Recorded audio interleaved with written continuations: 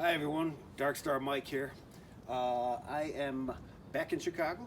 Las Vegas was getting a little bit too warm, and today we're doing a little bit of home improvements around the house, and I'm sprucing up and planting the garden. I'm planting plants and pots and flowers and everything like that, and I have these large pots here where I put some trees in last year that did not survive.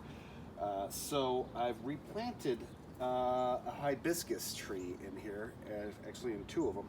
And I don't know if that's necessarily a great idea because it is a tropical plant and it probably won't survive the winter in Chicago. It'll probably have to be brought in, possibly, well, I can't take it to Vegas. Well, anyway, what I wanted to do is get these off the ground because they're about 20-gallon pots, and once they're filled with dirt, they are very, very heavy, about 60, 75 pounds, I'd say. So I built these little plant stands down here. And I'm going to show you how to do that today. And they bring the pot about 16 inches off the ground. They're about 20 inches high altogether. And they fit the pot pretty snugly. And I'm going to show you how to do that right now. First, what you're going to need to do is you're going to want to measure the bottom of the pot. And this one is about 14 inches, okay? So now we're going to go down to the basement, and hopefully she won't be following me, and I'll show you how to do this. See. Okay, so we're down in my basement. As you can tell, I'm kind of a fan of Halloween, so we're going to work around my animatronic zombies. And what we're going to do first, and all this is going to be built out of 2x4, simple 2x4s, costs you $2.50 for an 8-foot length. And what we're going to do is measure out the sides of the stand. Now, they're going to be 20 inches each, so basically we're going to do all the measuring first, and that makes it a lot easier, and then you can just move on to cutting. You want to do everything sequentially, so stage 1, stage 2, stage 3.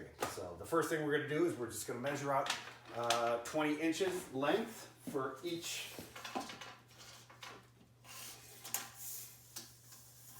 and up 40,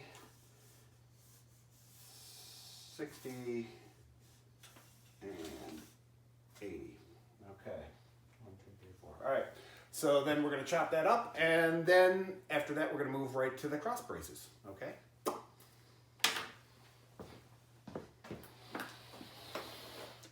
Okay, so now we have the 16-inch, actually I'm going to use a different one. Use this one. Our 16-inch cross brace, and we have to find the center of it, and what we're going to need to do is we're going to have to notch out a little section so that it fits snugly with the other cross brace. And what we're going to do is find the center, which is 8 inches, and we're going to want to cut about 3/4 of an inch to either side of that center. So we're going to go to 3/4 of an inch, so what, 7 1/4 there, and then 8 3/4 over here. And we're going to do the same thing down here and here. And then we're going to find the center of the 2x4 this way. And you would think a 2x4 would be 2 inches, but no, it is not. It is 1.5, and it's about 3.5. So the center of this is going to be about 1 3/4, and we'll mark that there. And then we'll just straighten it out so we have a nice clean cut, which is ever so important. You got to be clean. Okay. Now this is what you got here, basically. So then, what we're going to do is we're going to cut. Use the jigsaw. You could use a circular saw if you like. Use a handsaw if you like. And you're just going to cut on both sides, linear, vertically.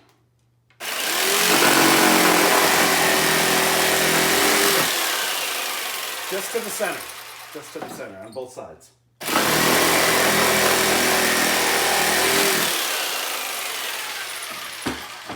And from there, since you don't want to try and swing it around and ruin the blade, generally I just drill into the corners of where you've notched out. And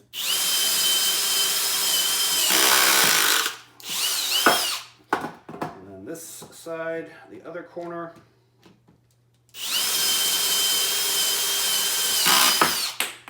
And as you can see, the notch will usually just pop out after that. Now, because it's popped out, you're going to have a little bit of, well, irregular wood, and it's not going to be completely flattened in the way we want it anyway. So that's so you can use your jigsaw if you have one, or even a sanding block. And then flatten out that surface.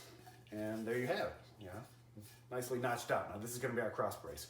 And we're going to take it over there and put it together now.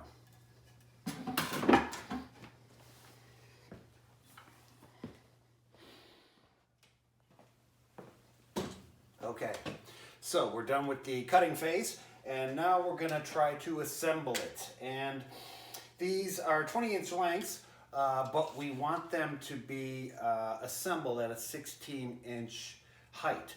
So what we're going to do is we're going to measure off 16 inches.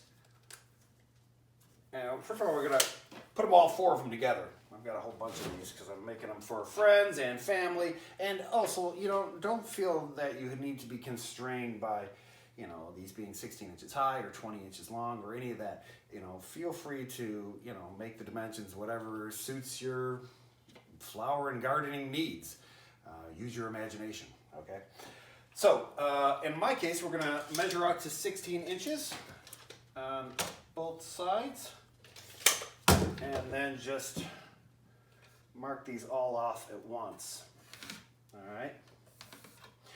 Now, what we're also going to want to do prior to assembling, because it's going to be a lot easier, is take some sandpaper and just sand off the edges, especially inside the notches and around the edges, because it's going to make painting a lot less of a headache,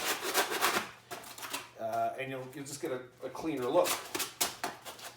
So you're going to want to take care of all of that, which mostly I have, at least on that one.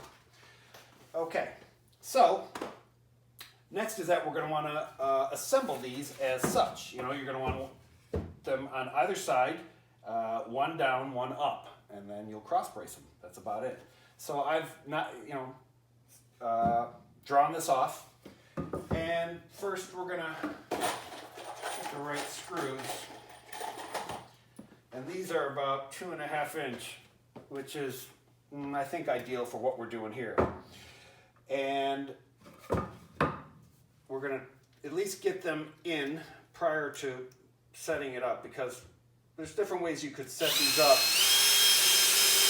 but you want to have these screws already in there to make it easier to assemble. Oh my. Okay. So, one way to do this, well, you're going to want to eye it out.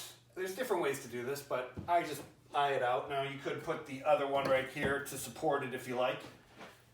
And you're just going to want to make sure it's centered and flush with the line that you've drawn. And from there, I'm just going to put this baby in there.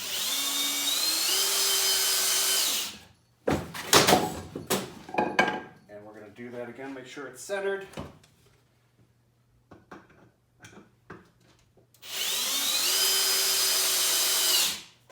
Voila.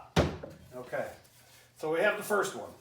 And then we have to do it on this other side.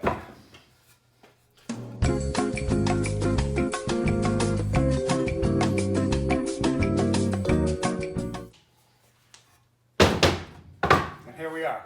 So we have the first part of this, and we're just going to get another one and do the exact same thing, except this will be flipped so that it'll fit snugly. And then we're going to paint them. Actually, it's probably better to paint them. You could paint them just the components, but you know, I just put it together first. It seems easier like that. So let's put the other one together and see what we got. Okay, so we've assembled the two cross braces, and this is basically what we got. One up, one down. And we're just going to assemble it together like so. And there you have. that is going to be pretty sturdy. That's going to last for a pretty long time. That's not really a very even table, so. But this is untreated lumber, so if you leave it outside, it's probably going to last 4 or 5 years maybe. If you get treated lumber, it'll probably last about a little longer, maybe 10 years. So what we're going to do next is we're just going to paint it, and then we're going to set our planter into it, and then we're good to go. And it'll get them off the ground, and it'll look a lot nicer too, I think.